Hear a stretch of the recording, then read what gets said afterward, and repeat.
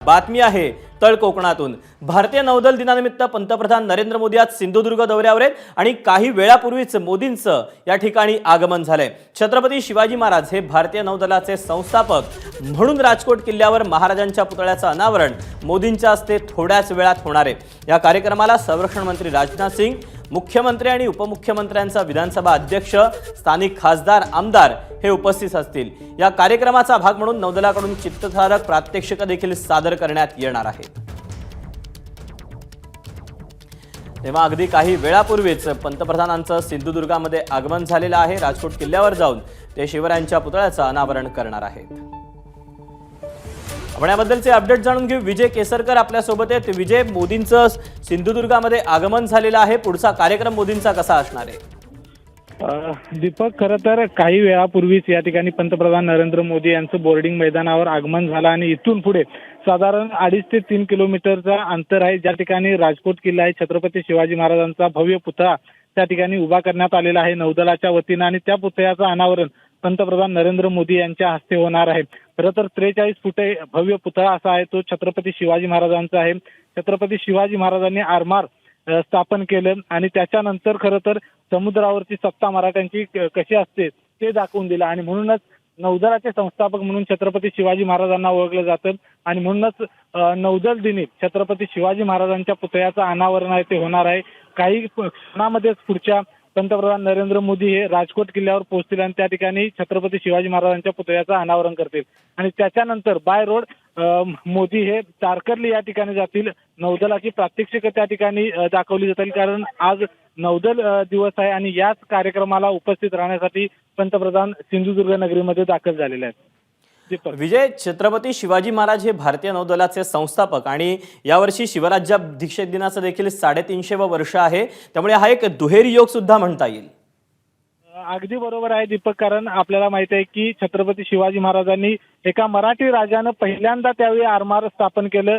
1559 साली छत्रपती शिवाजी महाराजांनी आरमाराची मूर्त मेढरवली। पोर्तुगीजांच्या लेखी ज्या नोंदी आहेत त्या नोंदीवरून असं लक्षात येतं की 1559 साली छत्रपती शिवाजी महाराजांनी आरमाराची स्थापना केली आणि त्याच्यानंतर ज्याचं आरमार त्याचं समुद्रावरती सत्ता अशा पद्धतीचं समीकरण असतं आणि म्हणूनच शिवाजी महाराजांनी हे ओळखून आपले आरमार निर्माण केलं आणि आता त्याच समुद्रकिनारी छत्रपती शिवाजी महाराजांचा पुतळा आहे, त्या पुतळ्याचं अनावरण पंतप्रधान नरेंद्र मोदी करतील।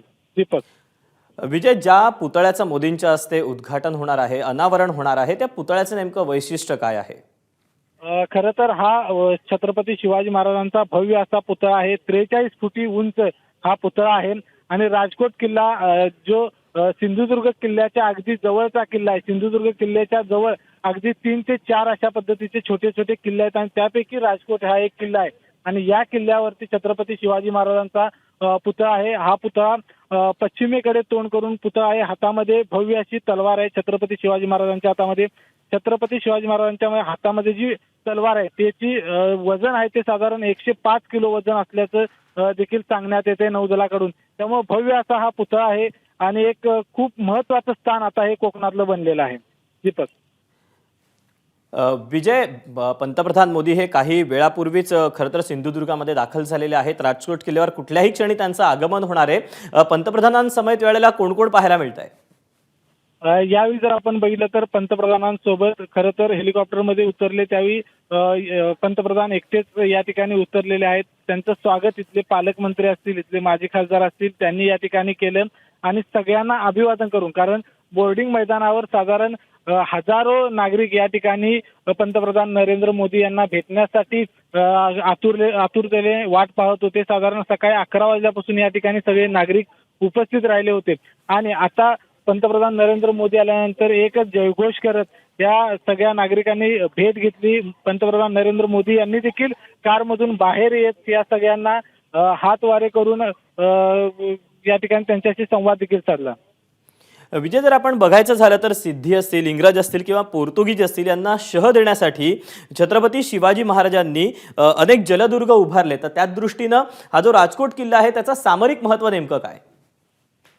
खरं तर आपण बघितलं सिंधुदुर्ग किल्ला हा खूप महत्वाचा किल्ला आहे। स्वतःमध्ये या किल्ल्यानं महत्वाची भूमिका आहे ती बजावलेली आहे आणि याच किल्ल्याच्या अगदी लगोलग म्हणजे राजकोट किल्ला आहे, त्याच्या बाजूला आणखी 2-3 छोटे किल्ले आहेत. कारण समुद्रामध्ये किल्ले असल्यानंतर त्यांच्या बचावासाठी आणखी 2 ते 3 किल्ले जवळपास असे बांधावे लागतात. तशाच पद्धतीची रचना देखील या ठिकाणी करण्यात आली होती आणि म्हणूनच अगदी सिंधुदुर्ग किल्ल्यापासून अगदी काही मीटर अंतरावरती हा राजकोट किल्ला आहे. राजकोट किल्ल्यावरून अगदी सहज सिंधुदुर्ग किल्ला हा दिसतो, आपल्या नजरेस पडतो. अशा या ठिकाणी एक छत्रपती शिवाजी भव्य पुतळा उभा राहतो. हे खूप महत्वाचं आहे.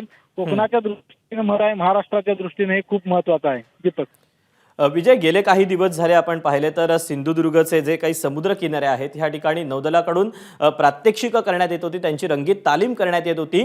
तर एकंदरीतच सिंधुदुर्गातलं असेल किंवा कोकणातलं वातावरण या सगळ्या गोष्टींनी कसं नेमकं भारावून गेलंय? दीपक, आपल्याला ज्या पद्धतीने माहिती मिळाली की पहिल्यांदाच महाराष्ट्रामध्ये नौदल दिन हा साजरा केला जातो. कारण याच्या आधी महाराष्ट्रामध्ये कधीही नौदल दिन साजरा करण्यात आलेला नाही. मात्र गेल्या 2 ते 3 महिन्यापासून या सगळ्या कार्यक्रमाची तयारी आहे ते तारकर्लीच्या समुद्रकिनारी या ठिकाणी पाहायला मिळाली. नौदलाची ज्या युद्ध नौका आहेत त्या या ठिकाणी पाहायला मिळाल्यात. हेलिकॉप्टर्स आहेत जे युद्धामध्ये वापरले जातात ते या ठिकाणी पाहायला मिळाले. आता जे मोदींच्या समोर प्रात्यक्षिक होणार आहे ते खूप महत्वाचं असणार आहे. सगळ्या नौदलाचे आपल्या कवायती त्या ठिकाणी आकाशामध्ये देखील पाहायला मिळतील. त्याचबरोबर सागरी मार्गाने ज्यावेळी हल्ला होतो तो हल्ला कसा परतवायचा याचं प्रात्यक्षिक देखील या ठिकाणी दाखवलं जाणार आहे. खूप मोठं साधारण अर्धा ते पाऊण तासाचा हा जो प्रात्यक्षिक आहे ते अर्धा ते पाऊण तास या ठिकाणी सर्व नागरिकांना आहे तो पाहायला मिळणार आहे. विजय, जर आपण पाहायचं झालं तर चित्तथरारक प्रात्यक्षिकं तू म्हणतोयस त्याप्रमाणे आता ही सगळी सादर केली जाणार आहेत. पण यातून नौदलाचं सामर्थ्य कशा पद्धतीनं अधोरेखित होतील? कारण की मोठमोठी युद्धनौका सुद्धा गेल्या काही दिवसांपासून या तारकर्लीच्या समुद्र किनाऱ्यावर दाखल झालेल्या आहेत. अगदी बरोबर आहे. कारण मी ज्या पद्धतीने हे सगळं प्रात्यक्षिकं बघितली, ज्यावेळी सराव चालू होता, ज्यावेळी मी त्या ठिकाणी उपस्थित होतो, त्यावेळी ही सगळी प्रात्यक्षिकं बघितली तर अतिशय अभिमान वाटेल अशा पद्धतीचे ही सगळी प्रात्यक्षिकं आहेत. कारण त्या भल्या मोठ्या बोटवर नावेवरती हेलिकॉप्टरने उतरायचं, तिथून आपल्या जवानांना लिफ्ट करायचं किंवा जर स्फोट घडवून आणला तर तिथून जवानांना कशा पद्धतीने रेस्क्यू करायचं, म्हणजे आपली नौदलाची ताकद किती आहे हे दाखवण्याचा प्रयत्न आहे तो या माध्यमातून होईल. आणि आपल्याला माहित आहे की सर्वच पातळीवरती आपले जे लष्कर आहे ते अतिशय तगड आहे. आपली ताकद आहे ती दिवसेंदिवस जगभरामध्ये वाढत चाललेली आहे आणि नौदलाची ताकद देखील या निमित्तानं संपूर्ण जगाला दाखवण्याची ही एक संधी आहे. आणि म्हणूनच त्याची आज या ठिकाणी मोदींच्या समोरची प्रात्यक्षिकं होतील. अतिशय हेवा वाटेल आपल्या संपूर्ण जगाला, भारताचा अभिमान वाटेल अशा पद्धतीची प्रात्यक्षिकं त्या ठिकाणी असणार आहेत. साधारण 40 मिनिटाची ही प्रात्यक्षिकं असणार आहेत आणि ते संपूर्ण जग बघितल्यानंतर भारताची किती ताकद वाढली आहे नौदलात हे लक्षात येणार आहे. तुर्तास धन्यवाद दिलेल्या या सगळ्या सविस्तर माहितीबद्दल. एबीपी माझा, उघडा डोळे बघा नीट.